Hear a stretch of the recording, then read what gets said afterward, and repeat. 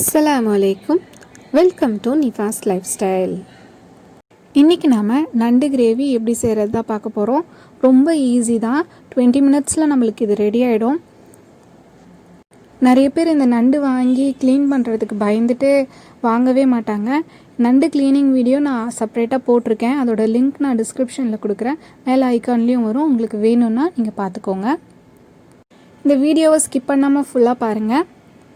அதுக்கு முன்னாடி நீங்கள் எங்கள் சேனலுக்கு புதுசுன்னா அப்போ மறக்காமல் எங்கள் சேனலை சப்ஸ்கிரைப் பண்ணிவிடுங்க. பக்கத்தில் இருக்க பெல் ஐக்கானை ப்ரெஸ் பண்ணிவிடுங்க. அப்போ தான் நான் போடுற எல்லா வீடியோஸும் உங்களுக்கு நோட்டிஃபிகேஷனில் வரும். இப்போ வாங்க நம்ம வீடியோக்குள்ளே போகலாம். நண்டை நம்ம ரொம்ப பார்த்து தான் வாங்கணும். ஏனோ தானோன்னு வாங்கிடக்கூடாது.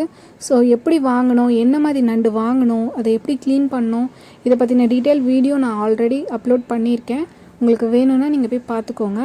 ஃபஸ்ட்டு நம்ம நண்டை க்ளீன் பண்ண உடனேவே நம்ம நண்டை மிளகு சீரகம் அரைச்சி அதில் ஊற வச்சிடணும். இல்லைனா அதோட ஃப்ளஷ் எல்லாமே கரைஞ்சி போயிடும். ஸோ நம்ம ஃபஸ்ட் 2 ஸ்பூன் மிளகு 1 ஸ்பூன் சீரகம் நான் எடுத்திருக்கேன். நான் ஒரு 4 நண்டு ஃபஸ்ட்டு செய்கிறேன். ஸோ 4 நண்டுக்கு 2 ஸ்பூன் மிளகு 1 ஸ்பூன் சீரகம் போதும். இதை அம்மியில் அரைச்சி நீங்கள் செய்யும்போது இதோட டேஸ்ட்டே வேறு மாதிரி சூப்பராக இருக்கும். இப்போ நல்லா அரைச்சாச்சு. நம்ம மிச்சம் இருக்கிறதெல்லாம் நம்ம கழுவி இதில் ஊற்றிக்கலாம். இப்போ நம்ம நண்டை நல்லா கழுவியாச்சு. நான் ஒரு 4 நண்டு எடுத்திருக்கேன். இப்போ நம்ம அரைச்சி வச்சுருக்க பேஸ்ட்டை இதில் நல்லா ஊற்றிடலாம். ஊற்றி நல்லா மிக்ஸ் பண்ணி வச்சிடுங்க. இந்த மாதிரி நீங்கள் செய்யும்போது இந்த மசாலாவும் நல்லா ஊறி இருக்கும்.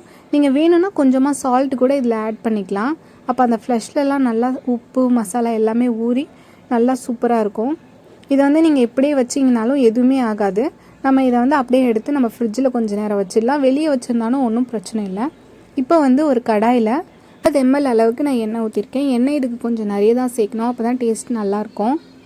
எண்ணெய் நல்லா காஞ்சதுக்கப்புறம் இதில் நம்ம கொஞ்சமாக சோம்பு ஆட் பண்ணிக்கலாம். நான் 1 டேபிள் ஸ்பூன் சோம்பு ஆட் பண்ணியிருக்கேன். சோம்பு நல்லா வெடிச்சிருச்சு. இப்போ நம்ம குட்டி குட்டியாக கட் பண்ணி வச்சுருக்கேன் வெங்காயத்தை ஆட் பண்ணிக்கலாம். வெங்காயம் நல்லா குட்டி குட்டியாக தான் கட் பண்ணிக்கணும். நான் 2 மீடியம் சைஸ் வெங்காயத்தை நல்லா குட்டி குட்டியாக நறுக்கி வச்சுருக்கேன். வெங்காயம் நல்லா வதங்கணும். கோல்டன் ப்ரௌன் மாதிரி நல்லா வதங்கணும். நல்லா அப்பப்போ கிண்டி கிண்டி விட்டுக்கோங்க. வெங்காயம் நம்ம பாதி வெந்த உடனே இதில் நம்ம கொஞ்சமாக கருவேப்பிலை போட்டுக்கலாம். கருவேப்பிலை போடுறதுனால நல்ல ஒரு ஃப்ளேவர் கிடைக்கும் நம்மளுக்கு. இப்போது வெங்காயம் நல்லா வதங்கணும். இது நல்லா வதங்கினதுக்கப்புறம் நம்ம இதில் இஞ்சி பூண்டு பேஸ்ட் ஆட் பண்ண போகிறோம்.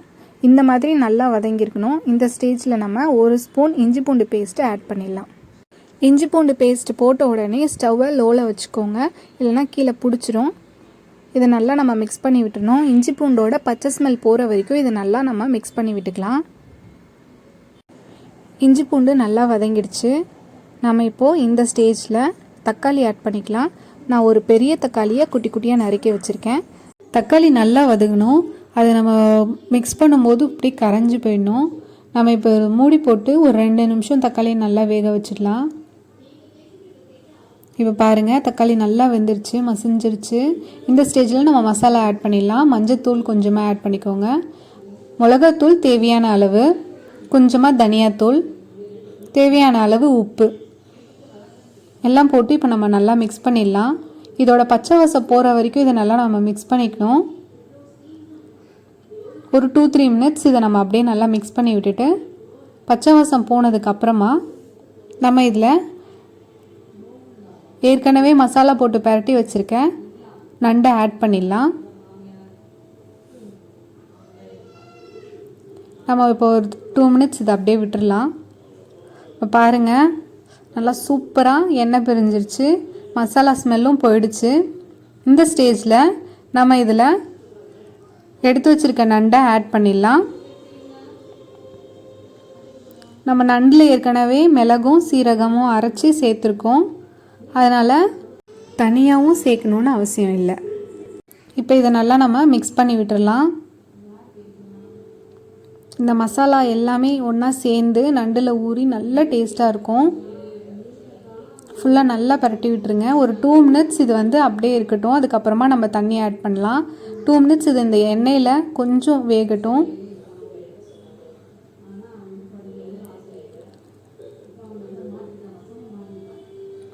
இது நம்ம கொஞ்சம் செமி சாலிடாக தான் செய்கிறோம். உங்களுக்கு வேணும்னா நல்லா திக்காக கூட செஞ்சுக்கலாம். தனியாக சாப்பிட்றீங்கன்னா கொஞ்சம் நம்ம தண்ணி ஊற்றி கொஞ்சம் கொல கொலன்னு செஞ்சோன்னா நம்ம சப்பாத்திக்கெலாம் தொட்டு சாப்பிட்லாம். ரொம்ப டேஸ்ட்டாக இருக்கும்.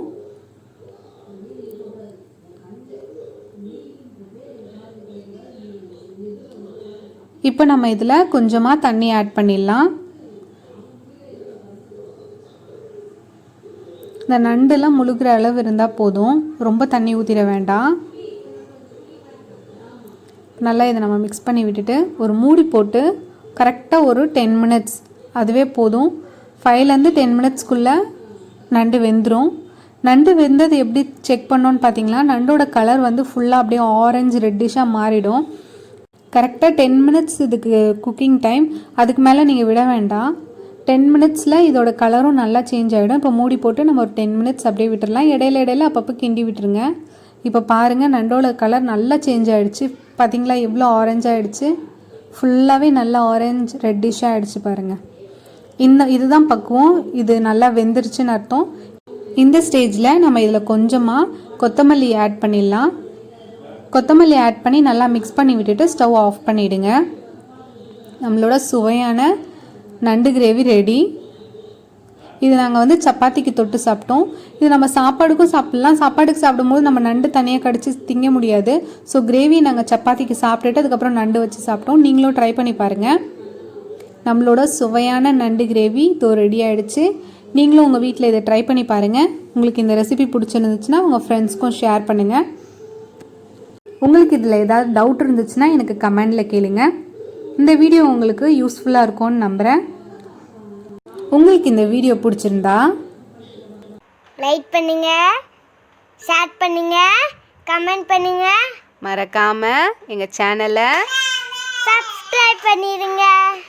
பக்கத்தில் இருக்க பெல் ஐக்கானை ப்ரெஸ் பண்ணிடுங்க. Bye bye.